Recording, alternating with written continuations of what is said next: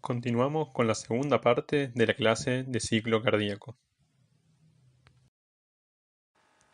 Veamos ahora qué es el ciclo cardíaco y cuáles son sus fases. Hasta aquí hemos analizado qué es lo que le sucede a un grupo de sarcómeros. Analicemos ahora qué es lo que le pasa a la masa cardíaca en su conjunto. Analicemos el ciclo cardíaco. Como definición, diremos que es la secuencia de fenómenos eléctricos y mecánicos que suceden en cada latido cardíaco.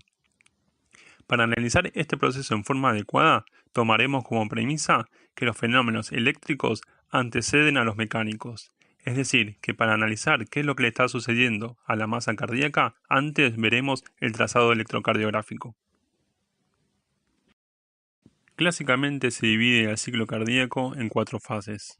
Fase de contracción isovolumétrica, fase de eyección o de vaciado, fase de relajación isovolumétrica y fase de llenado.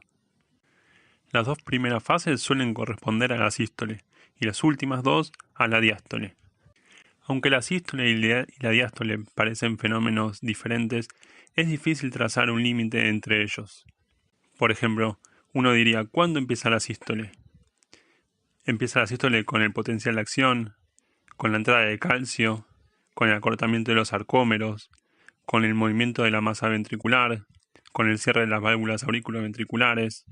¿Cuándo empieza la sístole? Preguntas similares nos podremos hacer con la diástole.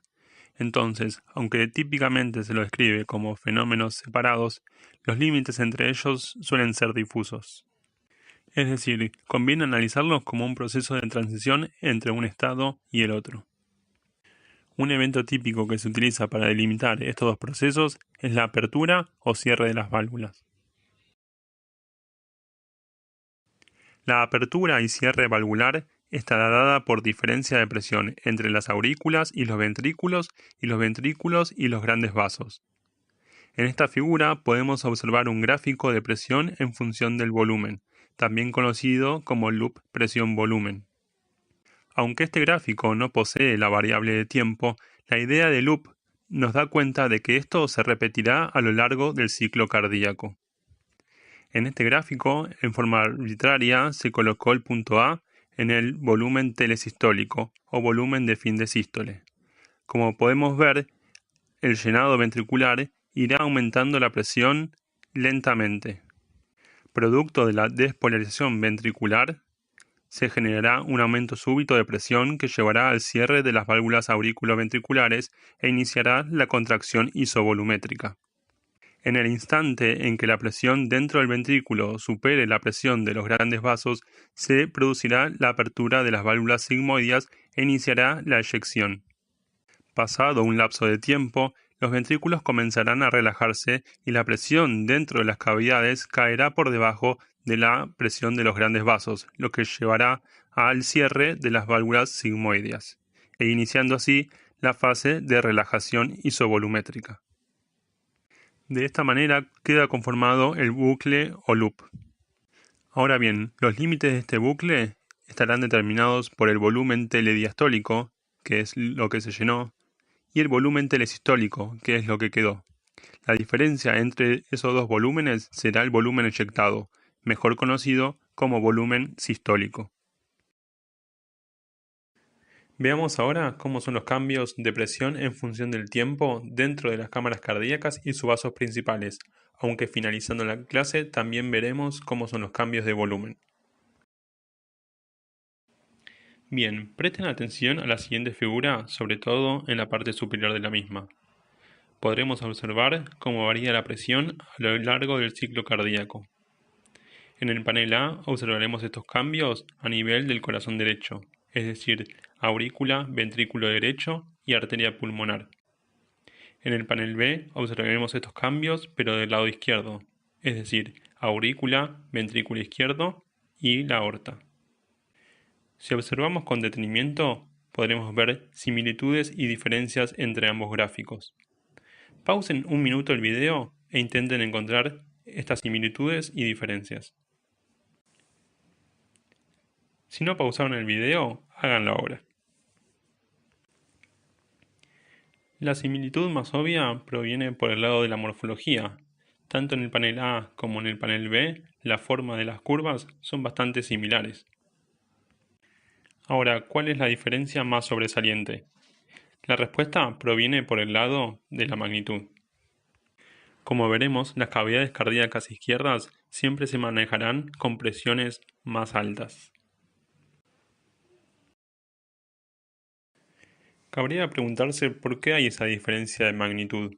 ¿Por qué el ventrículo izquierdo tiene más presión que el ventrículo derecho? ¿Por qué la aorta tiene más presión que la arteria pulmonar? Pausen el video e intenten hallar su propia respuesta.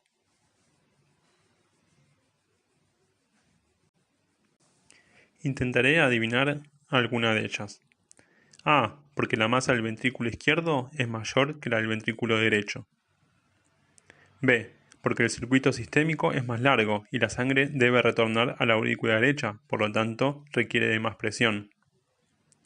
C. Porque el circuito sistémico tiene más órganos que irrigar. La realidad es que ninguna de esas respuestas es correcta. Entonces, si no tiene que ver con eso, ¿con qué tiene que ver? La presión, en este caso, no es más que una expresión de cuánta energía se debe poner en el sistema para hacer circular la sangre. Al sumar las arterias, arteriolas y capilares de cada circuito, encontraremos la resistencia equivalente. La resistencia equivalente es la resistencia total del circuito. Entendiendo esto, podremos deducir que el circuito sistémico tiene mayor resistencia que el circuito pulmonar, por lo tanto requerirá de mayor presión para hacer circular el mismo caudal de sangre.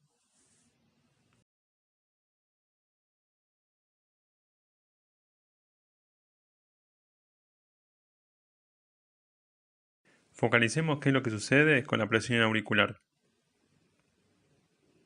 Retomemos la premisa que los fenómenos eléctricos preceden a los fenómenos mecánicos. En el panel de la izquierda observaremos en la parte superior el trazado electrocardiográfico y en la parte inferior la variación de la presión auricular en función del tiempo. El primer evento electrocardiográfico que observamos es la onda P, que como saben se corresponde con la despolarización auricular. En condiciones fisiológicas esto llevará a la contracción de las aurículas, disminuyendo el volumen de las mismas, aumentando su presión y generando en el trazado una onda que denominaremos onda A. El segundo evento electrocardiográfico es el complejo QRS, que como saben corresponde a la despolarización ventricular. La despolarización ventricular se seguirá de la contracción ventricular, lo que llevará a un aumento de la presión dentro de la cavidad y al cierre de las válvulas auriculoventriculares, las que transitoriamente se abombarán hacia la aurícula y generarán una disminución del volumen auricular, generando una nueva onda que denominaremos onda C. Hasta aquí nos encontramos en la fase de contracción isovolumétrica, es decir, que hay contracción de las fibras sin acortamiento de las mismas, algo similar a lo que nos pasaría en condiciones de levantar algo pesado, en la que podremos generar tensión muscular producto de la contracción de las fibras, pero sin acortamiento de las mismas. Ahora bien, seguido la fase de contracción isovolumétrica, viene la fase de eyección, en la que sí hay un acortamiento de las fibras y hay un descenso de los planos valvulares, tanto de la válvula mitral como de la válvula tricúspide. El descenso del plano valvular aumenta transitoriamente el volumen de la cavidad auricular, lo cual lleva a una disminución de su presión. Esto lo observamos en el gráfico como el valle X.